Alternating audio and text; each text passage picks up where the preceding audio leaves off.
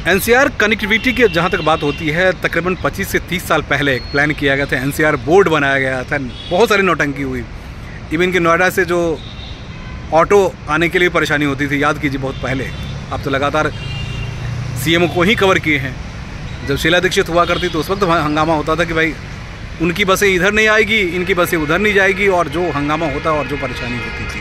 तो आज एनसीआर को फोकस किया गया है, उसको कैसे देख रहे हैं?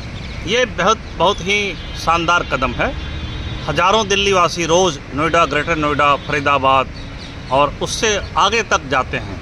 आईटी प्रोफेशनल्स 2-3 घंटे सफ़र तय करते हैं ऑफिस पहुंचने में और वापस आने में भी। तो जिस हिसाब से दिल्ली के लोग एनसीआर जाते हैं और एनसीआर का बड़ा वर्ग दिल्ली काम करने आता है, तो ये जो 1000 करोड़ की स्पेशल राशि दी गई है कनेक्टिविटी बढ़ाने एनसीआर रीजन में, इससे लोगों को सुविधाएं बेहतर हो सकेंगी। और इस हिसाब से दिल्ली सरकार ने पहली बार एक खास कार्यक्रम इंगित किया है, स्पेसिफाई किया है, और उसमें 1000 करोड़ खर्च किए जाएंगे। सड़कों को लेकर काफ़ी बातें कही है, क्योंकि सड़कें दिल्ली बर्बाद हो चुकी है। दिल्ली, ऐसा लगता है नहीं कि ये दिल्ली वही दिल्ली है जो 10 साल पुरानी सड़कें चमचमाती हुई, वो कहीं ना कहीं बहुत ज़्यादा हम लोग मिस कर रहे थे शीला दीक्षित को। केजरीवाल जब आए तो इस बार रेखा जी बार बार इस बात को दोहरा रहे थे कि भाई काम से ज़्यादा एडवर्टीजमेंट पे, क्योंकि जर्नलिस्ट रहे लगातार, आपने उसको कवर किया है। तो ये जो उनका स्टेटमेंट था, वो पूरे बहस के दौरान वो बार बार इस बात का जिक्र कर रही थी। ये काम तो हुआ नहीं, लेकिन अखबारों में दिखाया गया कि काम हो गए। और एक और मैं अपने दर्शकों को बता दूं कि हम लोग डीटीसी की जब चर्चा कर रहे थे तो मुझे किसी अधिकारी ने बताया कि भैया 100 पुरानी बसों को ही कलर करके, पेंट करके, और केजरीवाल जी और सत्येंद्र जैन जी ने चला दिया था उनको कि ये नई 100 बसें आ गई है। तो ये बड़े यहाँ कारनामे होते रहे हैं। उस पर जो तंज था उसको कैसे देख रहे हैं आप? वो तंज कहीं ना कहीं सही भी था। असल में जब पुरानी बसों को पेंट करके नया बता के आप चलाएंगे तो सड़कों पर 46 डिग्री में वो बस खड़ी हो जाती है। बसों में आग लग रही थी। तो आज के बजट में 1000 इलेक्ट्रिक बसों का प्रावधान कर दिया गया है। दिल्ली की जो चमचमाती सड़कें थीं उसमें कहीं न कहीं एक बड़ी मेहनत मशक्क़त थी पूर्व मुख्यमंत्री शीला दीक्षित की। उन्होंने सड़कों को बेहतर बनाया था, सड़कों का जाल बनाया था। करीब 60-70 फ्लाईओवर शीला दीक्षित के बनाए हुए थे। और ये कहीं न कहीं ये एक नई सरकार के चपेटे में ये सब पिछड़ रहा था। तो जो नई सरकार आई है, अब इसे प्रेशर भी है कि 10 साल काम सुचारू ढंग से हुआ नहीं है। तो एक विशेष आवंटन है सड़क और फ्लाईओवर, इस मद में करीब 3800 करोड़ रुपए, यानी एक विशाल आवंटन है। जिस हिसाब से हेल्थ को सुधारने 6800 करोड़ का आवंटन है, तो रोड एंड ब्रिजेस इसके लिए भी 3800 करोड़ का आवंटन है।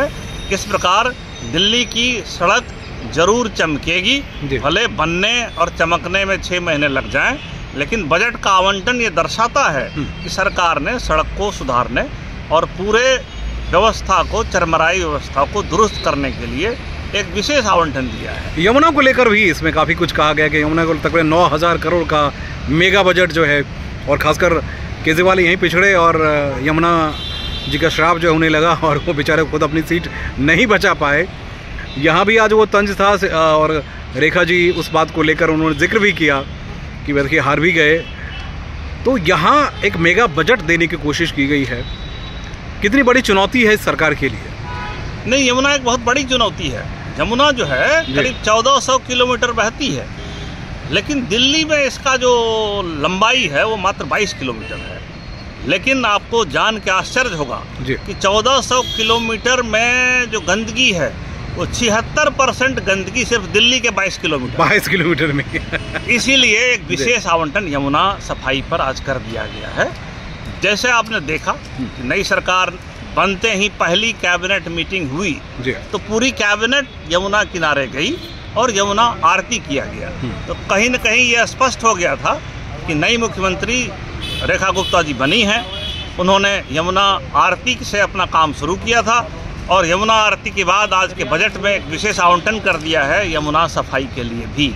उसके अलावा जितने एसटीपी हैं, सीवेज ट्रीटमेंट प्लांट्स, उसको ठीक करने, सुचारू करने कम से कम 40 प्लांट चलेंगे नए तरीके से। तो सफाई एक अलग योजना है।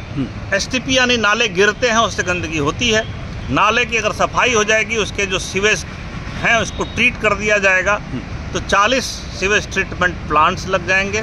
तो यमुना में सुधार के लिए भी एक व्यापक प्रबंधन है। हाँ। लेकिन मैं 2 छोटे बिंदु गिराता हूँ, वो बिंदु छोटे नहीं हैं। हाँ। पूरे दिल्ली में एक टाइम में शीला दीक्षित गरीबों के लिए कहीं कहीं कैंटीन चलाती है। कैंटीन चलाती है, और यार बहुत अच्छी बात है। आज बहुत दिनों बाद, एक लंबे अरसे बाद 100 करोड़ का आवंटन अटल कैंटीन योजना में कर दिया गया है। कम से कम 100 कैंटीन इसी साल खुल जाएंगे। हमें लगता है कि बेहद सस्ता भोजन पूरी दिल्ली में 100 करोड़ की योजना से अटल कैंटीन में गरीबों को मिलेगा। इतना ही नहीं है, कीजिए, शीला दीक्षित ने भी की थी और इन्होंने भी, मतलब खासकर आम आदमी पार्टी की हम बात करते हैं, केजरीवाल ने भी घोषणा कही थी, चला नहीं पाए थे वो। आई एग्री, आप ठीक कह रहे हैं, है ना? हाँ, शीला दीक्षित ने उसे एक सुचारू व्यवस्था दी थी, और आज जब दोबारा से अटल कैंटीन का ऐलान हो गया बजट में, उसके लिए 100 करोड़ की राशि दे दी गई, तो हमें लगता है कि इस बार कोई न कोई निश्चित रूप से बेहतर प्रबंधन के साथ ये कैंटीन चलेगी। इसके अलावा मैं एक और बिंदु टच करता हूँ। झुग्गी झोपड़ियों में दिल्ली की बड़ी आबादी रहती है, सबसे बदतर हालात वहाँ, और आम आदमी पार्टी के लिए सबसे बड़ा एक वोट बैंक हुआ करता था, जहाँ कब्जा जमा के, क्योंकि वहाँ शौचालय और पानी की सबसे बड़ी समस्या है। आज सीएम ने उसको टच करने की कोशिश की और उन्होंने कहा कि वहाँ साफ सफाई भी होनी चाहिए, शौचालय की व्यवस्था भी होनी चाहिए। वहाँ फुटपाथ की तो छोड़ दीजिए, फुटपाथ पे ही लोग बैठे रहते हैं, वहाँ आसपास की बेहतर व्यवस्था होनी चाहिए। तो उसके लिए भी कुछ बजट का प्रावधान किया। बिल्कुल। इन्हीं झुग्गी झोपड़ियों के लिए 680 करोड़ की घोषणा की गई है। यानी दिल्ली की झुग्गी झोपड़ियों में भी सफाई प्रबंधन होगा, पानी की व्यवस्था होगी, और जीवन जो वहाँ मुश्किल जैसा था, वो अभी कहीं न कहीं उनके जीवन स्तर में सुधार लाने के लिए सरकार ने निश्चित तौर पर एक डायरेक्ट इंटरवेंशन किया है। तभी झुग्गियों के लिए भी लगभग 600 करोड़ से ज़्यादा की राशि का आवंटन कर दिया गया है। एक और सवाल कि महिला सम्मान योजना की हम जो चर्चा कर रहे थे, अभी महिला सम्मान योजना जो है इन्होंने बहुत बढ़ चढ़ के किया था। ये एक कॉम्पिटिटिव योजना थी। केजरीवाल जी ने भी 2100 रुपये प्रति माह महिलाओं को देने की घोषणा की थी, और भाजपा ने उससे बढ़ चढ़कर प्रत्येक महिला को 2500 रुपये देने की घोषणा की थी। तो आज के बजट में महिला सम्मान निधि के तौर पर 5100 करोड़ का आवंटन हो गया है। तो अगर बजट में आवंटन 5000 करोड़ से ज़्यादा की राशि का हो चुका है, इसका मतलब भले ही 2 से 3 महीने लग जाएं लोगों को चिन्हित करने, कौन योग्य हैं, पात्र हैं, 3 लाख वार्षिक आय से कम के लोग हैं, अगर ये जून तक भी पूरा हो सकता है। हाँ। तो बजट में जिस प्रकार से 5100 करोड़ का आवंटन है, तो महिला सम्मान निधि भी जून जुलाई तक महिलाओं के खाते में पहुंच सकेगा एकदम से। अच्छा। ये भी आवंटन वहां कर दिया गया है। 10वीं पास बच्चों के लिए फ्री कंप्यूटर का प्रावधान किया गया है।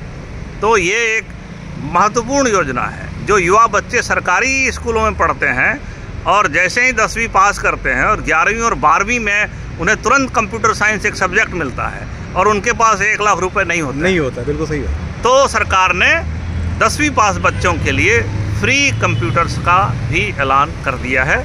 बच्चे को मुफ्त में सरकारी स्कूल के बच्चों को कंप्यूटर की सुविधा मिलेगी। इसके अलावा एक सीएम श्री योजना है। हाँ। अब नए स्कूल खुलेंगे, नए स्कूल खोलने की घोषणा 500 नए स्कूल खोलने की घोषणा केजरीवाल ने की थी। बिल्कुल, वो हुआ नहीं था, नया खोल नहीं पाए थे। पुराने स्कूल में नए भवनों का निर्माण हो रहा था। तो नए भवन का निर्माण, नया स्कूल खोलना नहीं होता है।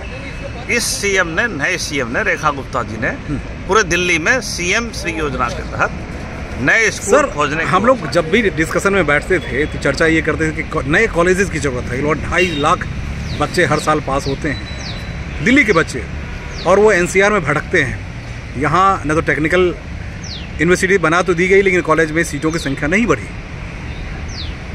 अभी नरेला को इन्होंने एक नया सेंटर डेवलप करने की बात कही है।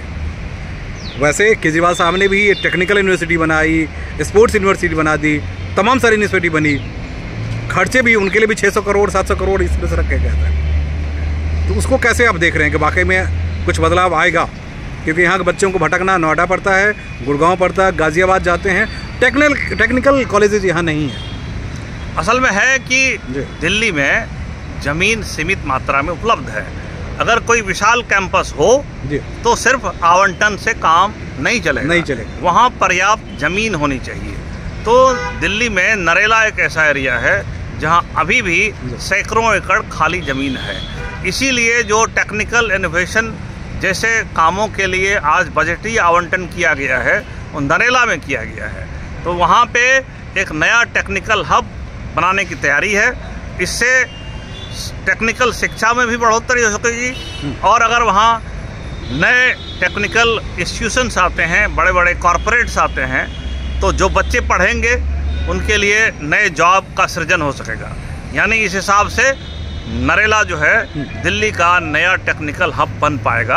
आज के बजट में ऐसा प्रावधान किया गया है और इसके लिए नरेला को चिन्हित किया गया है। सर, इंडस्ट्री को लेकर, क्योंकि आप इतने साल से दिल्ली में हैं, इंडस्ट्री दम तोड़ चुकी है। क्योंकि पहले या तो प्रदूषण को लेकर सुप्रीम कोर्ट, कभी कोई किसी कोर्ट से, कभी प्रदूषण की वजह से महीनों बंद रहते हैं। हाँ, केजरीवाल साहब ने बड़ी उनके ऊपर जो है और ऊपर जनता में ज़्यादा पॉपुलर होने के चक्कर में डेली वेजेज जो कीमत तय की जाती है, मानदेय जो तय की जाती थी, उसको बढ़ाकर तकरीबन 18-19 हज़ार कर दिया। नतीजा इंडस्ट्री यहाँ से भागने लगी। इंडस्ट्रियलिस्ट जो है वो भागने के लिए मजबूर हो गए थे। आज जब बजट में चर्चा की गई, उन्होंने कहा कि इंडस्ट्री पे अभी हम फोकस कर रहे हैं और इंडस्ट्रियलिस्ट की बात उन्होंने सुनी, क्योंकि ये पूरी तरह से व्यावसायिक दिल्ली ही है, लेकिन व्यवसायियों के लिए यहाँ बहुत कुछ खास नहीं हुआ करता था। सिंगल विंडो और तमाम सारी बातें कही, तो उसको कैसे दिख रहा है? ये बात ज़रूर है कि इंडस्ट्री जो है दिल्ली जैसे घने शहर में उन्हें दिखते हैं, उन्हें बहुत सारे पर्यावरण मानकों का पालन करना पड़ता है और अगर वो पर्यावरण के मानकों का पालन नहीं करते हैं तब उन्हें दिक्कत होती है। यही कारण था कि 2002 में ही दिल्ली सरकार ने, तब दिल्ली सरकार जो थी, उन्होंने बवाना में एक इंडस्ट्रियल जोन बसाया था। वो बसावट तो 2002 में हो चुका। अब दिल्ली को एक नए इंडस्ट्रियल जोन की ज़रूरत है। तो इस पे एक तमाम इंडस्ट्रियल ग्रुप बनने की ज़रूरत है, व्यवसायियों के ग्रुप की ज़रूरत है। बजट में प्रावधान है कि एक व्यवसायियों के लिए थिंक टैंक जैसा कोई बॉडी बन जाएगा जहां इस पर चर्चा होगी और इसका समाधान निकलेगा। और अभी भी नरेला के अलावा कंझावला में भी ज़मीनें पड़ी हैं, हजारों हेक्टेयर ज़मीन अभी दिल्ली में पड़ी हुई है। हाँ, जहाँ डेवलप तो ये नरेला और उसके अलावा कंझावला में जो ज़मीनें हैं, और इस तरह के व्यावसायिक चीज़ों को विकसित करने के लिए बजट में एक थिंक टैंक बनाने का प्रावधान है। यानी जब बड़े व्यवसायी बैठेंगे, मिल बैठकर बात करेंगे, तो एक बेहतर और बड़ा विचार बन सकता है। तो टेक्निकल थिंक टैंक को बजट में शामिल कर लिया गया है। हमें लगता है कि उसी के आधार पर जो हज़ारों हेक्टेयर ज़मीनें हैं उस पर धीरे धीरे आएगा। और असली जो दिक्कत सारी इंडस्ट्री को आती है वो पर्यावरण के मानकों का मानना। तो पर्यावरण संतुलन के लिए सरकार ने बजट में पर्याप्त प्रावधान किए हैं। बजट में अच्छी राशि पर्यावरण कंट्रोल के लिए दिया गया है। तो मुख्यमंत्री को कितना, क्योंकि फाइनेंस मिनिस्टर भी वही हैं, तो कितना इसमें 10 में से कितने नंबर आप दे सकते हैं इस बार? इस बजट को 10 में 9 नंबर दिया जाना चाहिए। अच्छा। और अगर इसका जितने प्रावधान बजट में है, अगर अक्टूबर तक, नवंबर तक इसमें 70% लागू होता है तो साल के अंत में 9.5 कर सकते हैं। अभी हम 9 अंक दे सकते हैं। चलिए, बहुत बहुत शुक्रिया। फिर हम लोग चर्चा करेंगे दिल्ली को लेकर। और 25 साल का तजुर्बे के साथ आज जो पूरे डिस्कशन रही भाई, जब भी हम लोग कहीं बैठते थे तो लोग चर्चा करते थे कि सिर्फ ये रिपोर्टर हैं। पत्रकार और रिपोर्टर में फ़र्क है, जो हम आप बहुत अच्छी तरह जानते हैं। सर, 2000 से लेकर 2025 तक इस दिल्ली के हर हिस्से की खाक छानी है। और हम अपने बारे में क्या बताएं, तो लोग, इसलिए हम लोग जब किसी मसले पे चर्चा करते हैं तो बड़े डीप तक, अंदर तक जाते हैं। और दिल्ली, क्योंकि दिल्ली को हमेशा लोगों ने अपने तरीके से इस्तेमाल किया, लूटा, नोचा, खसोटा और क्या क्या नहीं किया वो कहने की ज़रूरत नहीं है। तो दिल्ली आज बेदम हो चुकी है। इस बजट से हम लोग ज़रूर उम्मीद करते हैं कि 1 लाख करोड़ ये दिल्ली सरकार का बजट है, NDMC के अलग बजट है, DGA का अलग बजट है। इस तरह से अगर 2.5 लाख करोड़ का इन्वेस्टमेंट दिल्ली में हो जाए तो दिल्ली वाकई स्वर्ग हो सकती है, ऐसा कह सकते हैं। नमस्कार।